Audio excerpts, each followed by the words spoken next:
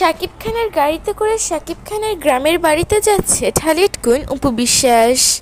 প্রিয় ভিউয়ার্স, এ বিষয়ে বিস্তারিত জানতে সম্পূর্ণ ভিডিওটি না টেনে দেখতে থাকুন। সম্প্রতি অপু বিশ্বাসের একটি ভিডিও ভাইরাল হয়েছে সামাজিক যোগাযোগ মাধ্যমে।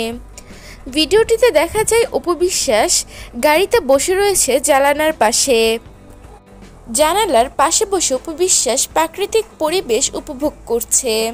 সুন্দর একটি মলিন রাস্তায় গাড়িটি চলছে, আর জানালার পাশ দিয়ে অপু বিশ্বাস প্রাকৃতিক পরিবেশ উপভোগ করছে।